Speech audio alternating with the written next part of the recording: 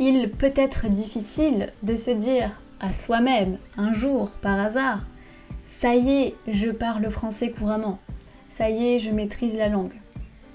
Non, ça ne fonctionne pas comme ça, puisque tu le sais, l'apprentissage est un processus qui prend du temps et il n'y a pas de fin. On peut toujours améliorer son français.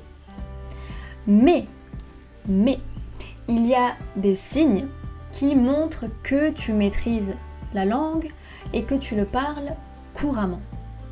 Je vais partager avec toi aujourd'hui 8 signes qui montrent que tu maîtrises couramment le français et le 8e, à mon avis, est le plus important. Donc reste bien jusqu'à la fin de cette vidéo. Le premier point, est-ce que tu peux parler de manière spontanée, quasiment automatique? C'est-à-dire que tu n'as pas besoin de réfléchir à la manière dont tu vas dire les choses, tu n'as pas besoin de réfléchir au vocabulaire, tu parles français de manière spontanée et naturelle. En fait, tu ne te demandes même pas comment tu vas dire la chose. Tu ouvres la bouche et tu parles, c'est tout. Tu ne te poses pas de questions. En général, c'est une sensation que tu arrives à sentir très facilement quand tu ne te sens plus bloqué, quand les mots sortent tout seuls et que tu es de plus en plus à l'aise à l'oral. Ça, c'est le premier signe, donc la fluidité, la spontanéité et le fait de parler de manière automatique et naturelle. Le deuxième signe, ça serait que tu fais très peu d'erreurs. Bien sûr, plus tu progresses en français et moins tu vas faire d'erreurs. Mais quand tu en fais, est-ce que tu es capable d'identifier ces erreurs et surtout de t'auto-corriger? Donc ça signifie que tu as un certain recul sur ta façon de parler français, de t'exprimer en français et que tu as un niveau suffisant pour être autocritique de ce que tu produis à l'oral ou à l'écrit. Tu peux essayer de faire le test, tu prends une feuille et puis tu écris en français et tu te relis. Est-ce que tu peux identifier tes erreurs? Enregistre-toi en train de parler en français, fais une vidéo, réécoute-toi, est-ce que tu es capable d'identifier tes erreurs? À propos des erreurs, je dois préciser aussi que quand tu as un niveau avancé, tu fais les mêmes erreurs que les locuteurs natifs.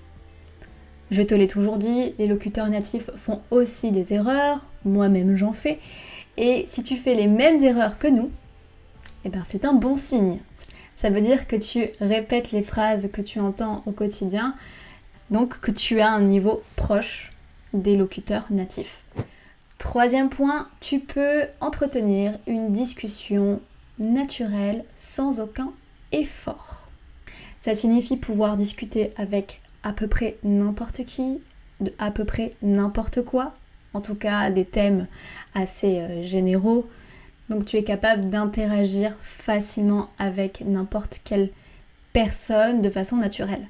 Échanger des idées, partager des anecdotes, réagir à ce que te dit ton interlocuteur.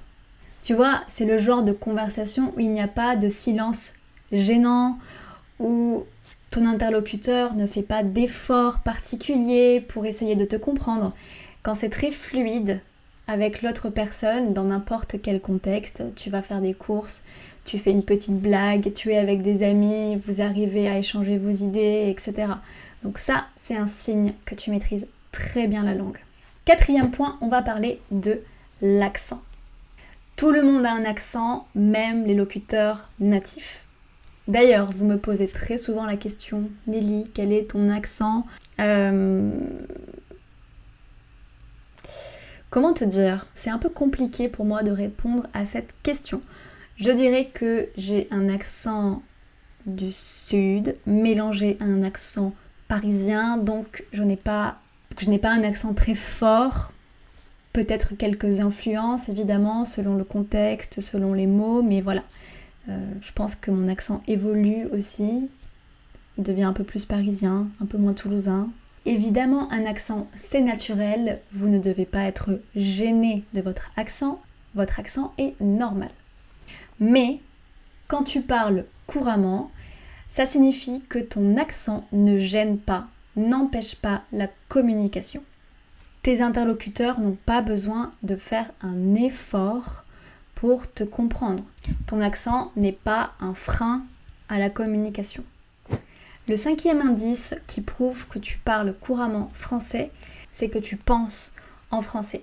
Quand je dis penser en français, ça veut dire que tu ne traduis pas dans ta tête à partir de ta langue maternelle ce que tu vas dire en français, mais tu utilises les structures types de la langue. Est-ce que ça t'est déjà arrivé de dire « je ne trouve pas d'équivalent en français ou dans ma langue maternelle pour cette idée » ou bien tu arrives à exprimer une idée en français, mais pas dans ta langue maternelle.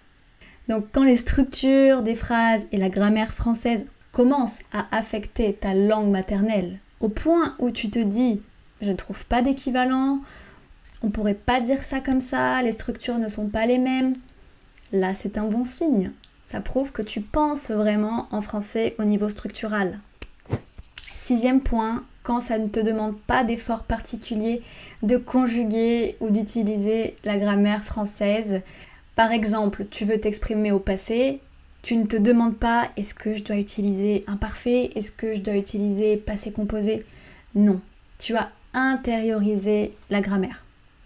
Nous, les francophones, nous avons une chance incroyable parce que nous n'avons pas vraiment appris la grammaire française, nous l'avons intériorisée, donc nous n'avons pas besoin de réfléchir trop longtemps avant de conjuguer un verbe ou d'utiliser un temps. Dieu merci, parce que parfois je n'aimerais pas être à votre place.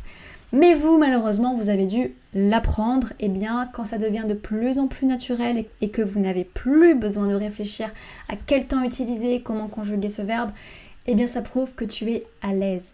Tu n'as pas peur de parler au locuteur natif. Alors, je sais que certaines personnes sont timides de nature ou introverties, mais quand vous parlez couramment français, vous n'avez pas ce genre de pensée « est-ce qu'ils vont comprendre ce que je dis ? Est-ce que je dis bien ça ? Qu'est-ce qu'ils vont penser de mon français, de mon accent ?» Non. Si vous parlez un français courant et que vous êtes mal à l'aise, c'est par timidité. Ce n'est pas à cause d'une mauvaise maîtrise de la langue.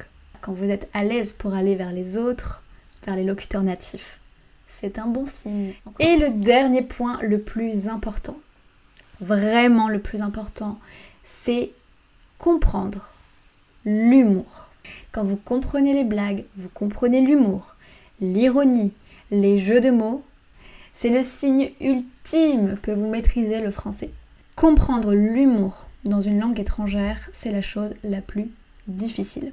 Parce qu'il faut maîtriser une culture, il faut lire entre les lignes, l'humour qui est parfois différent selon les cultures, on ne rit pas des mêmes choses.